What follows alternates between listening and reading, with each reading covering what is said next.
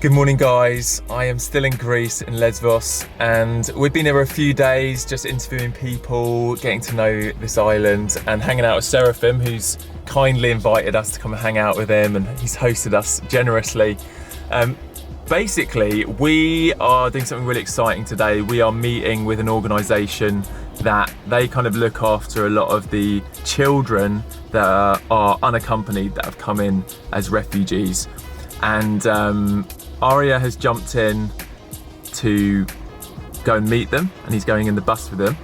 And then we have just managed to go and get some cookies to give out to them, and then we're going to be meeting them all at the beach where they're just going to have like a fun day out, and hopefully we'll get to chat to a few of the kids as well. So let's go and meet them.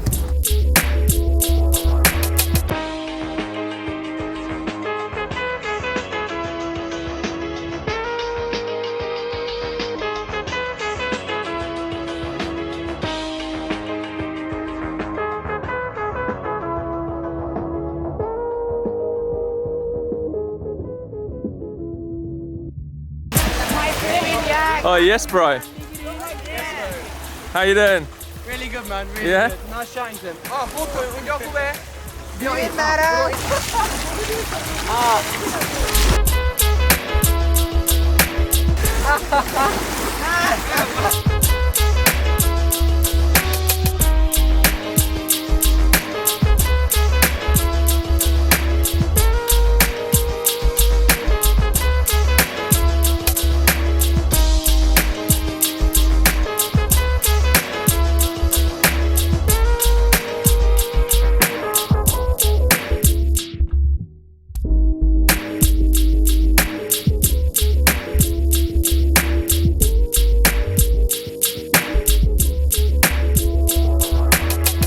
Guys, bad news.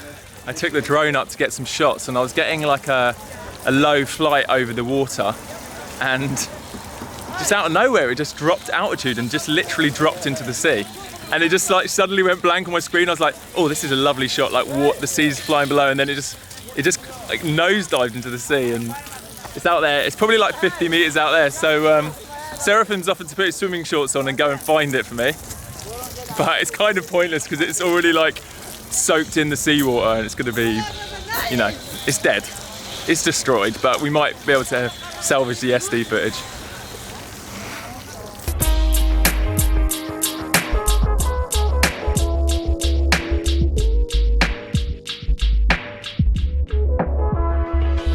We need to keep this pretty rapid, right? I'm guessing.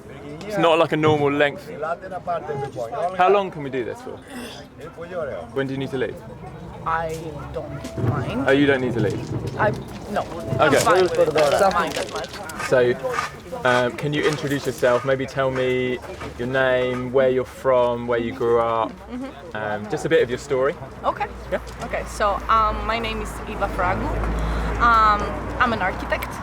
I am from Greece. The challenge was when in 2015 the big refugee wave started from Turkey. And we were helpless. This is how I can describe the whole situation. We were helpless and we felt desperate because we thought that there is nothing we could do. Then we started coming helping at the shores in the morning at 6 o'clock, 5 o'clock in the morning before we go to our jobs to work. So we're coming here during the winter. It was 2 degrees Celsius, 1 degree Celsius. It was very cold. People were coming out of the sea, frozen, blue. They were blue, but it was just an instinct.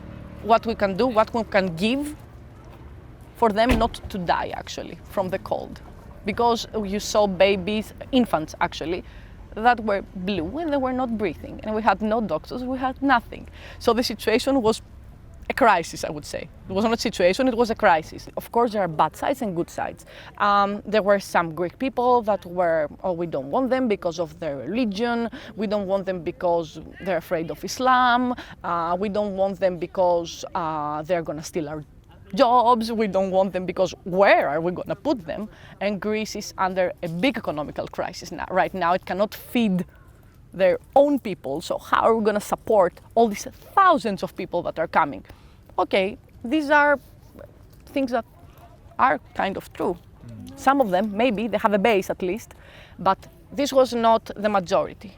The majority of the people, they just saw desperate people that have lost everything. They have lost people, they have relatives, they have lost family, they have lost houses, they have lost their belongings, everything, and they just have a backpack, their child, their wife or whatever, and they're trying to save themselves.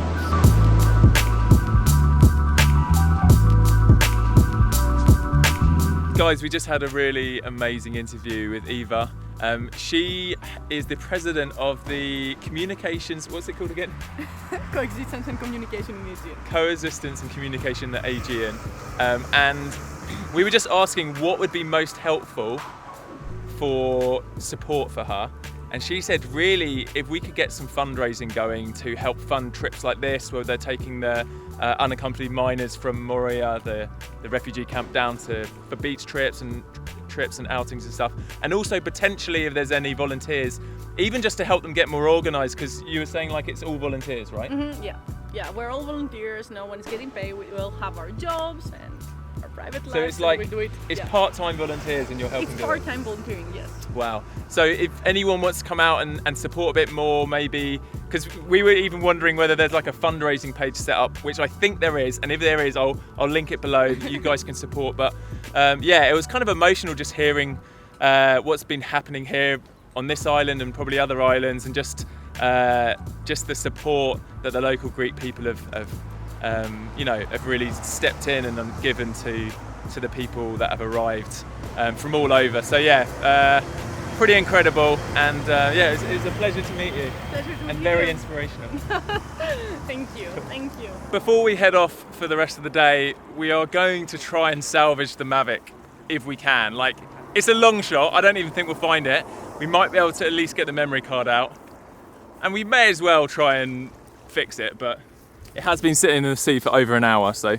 Just chilling, cooking. Yeah. Cooking in the lovely. Seraphim's kindly offered to go for a little swim. And a little girl. We managed to get a little girl's mask. I don't have a lot of hope. I do not have a lot of hope about this. We got Seraphim out there, but the problem is I do have the last known GPS position before it crashed, but it's just out in the middle of the water. There's no reference. There's literally no reference. If we find it, we can like pop it in distilled water and it will probably be all right. And then just dry it out for a couple of days. Dry it out. But it's just whether we can actually find it. No luck? No luck. We can try finding. We're gonna need a bigger mask. Yeah. Right, we've sat down for some lunch in Mytilene, right by where we got the ferry in the other day. Yes. I'm ready for some pasta. This looks good.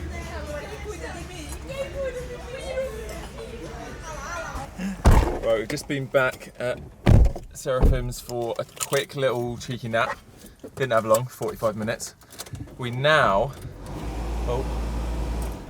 heading to some natural hot springs nearby via somewhere else. We're just going to do a little photo shoot, and then later this evening we're going to the refugee village where this guy Stavros, who we met the other day, has invited us to film a kind of music dance event, which apparently is just really, really cool because everyone's united together, they're dancing, maybe we'll get to do some interviews. So it's going to be a full-on evening.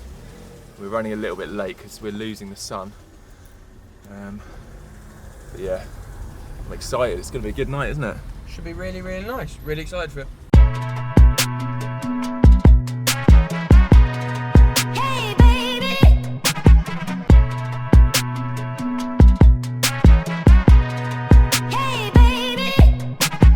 A nice little dip. We also met some cool girls that are working out here. They've been out here a couple of weeks, like from Italy, Germany, America, and working in the main refugee camp Moria. And yeah, we had a nice little chat to them actually.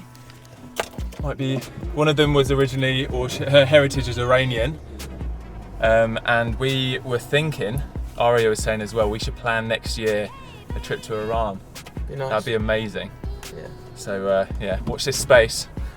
Iran is on my list of countries I'd love to visit. So we have arrived now at Karatepe, which is like one of the more civilized refugee camps. They actually don't want to be referred to as a refugee camp. It's more of a village where there's residents here.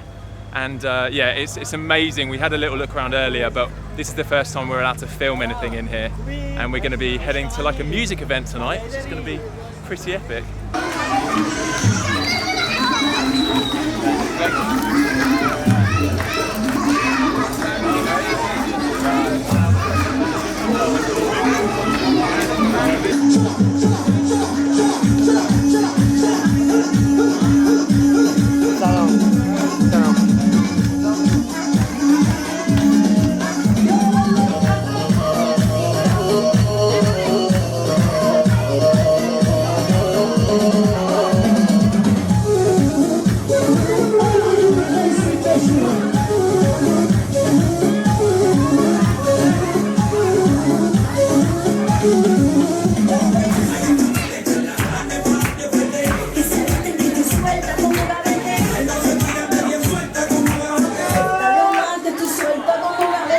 Guys, this is just the most incredible experience, walking in that tent, just jumping on the dance floor. Like, I have no idea what I'm doing, but I'm trying to dance. I'm just trying to follow some dance moves. And we've managed to grab one of the guys, Hassan, out. He's from Iraq and he's going to do a little interview with us. Yes, bro. Hi, how are you? Good. Hi, man.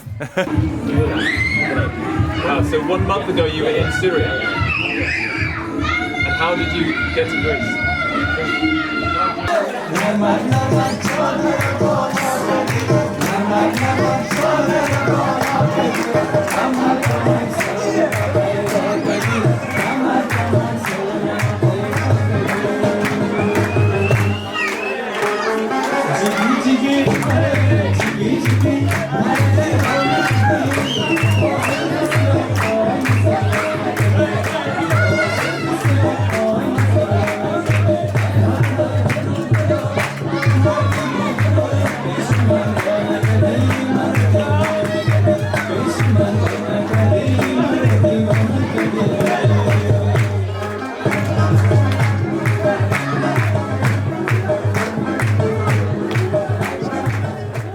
My dream for Afghanistan is just to see a peaceful Afghanistan, a developed Afghanistan that people doesn't have to leave their homes, their loved ones, and they shouldn't forget to dream anymore. I mean, I just want that. That's my only wish for my country, a peaceful Afghanistan. I don't know if that's possible or not, but that's what I wish. Guys, it's time to leave. We just did a cool interview with Idris from Afghanistan. Hey, thanks, bro. You're welcome, bro. It's a pleasure, okay? Yeah, it's really cool. Thank you so much. Honestly, you really nice chatting to you, man. So the mission now is we're going to try and find some food. It's very late. It's like it's almost 12. It's almost 12. I don't know what kind of food we're going to find, but who knows? Maybe we'll find something. I've got to be at the airport in 6 hours. That is not ideal, mate. Not ideal. Okay, back at the house.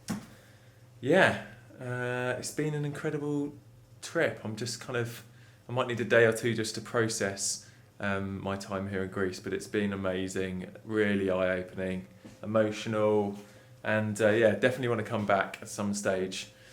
Yeah, I've learnt a lot and hopefully got some pretty good content, and yeah, hopefully you guys have learnt a bit too. Right, I will see you very, very, very early tomorrow morning. Peace out, enjoy life, and live the adventure. Boom.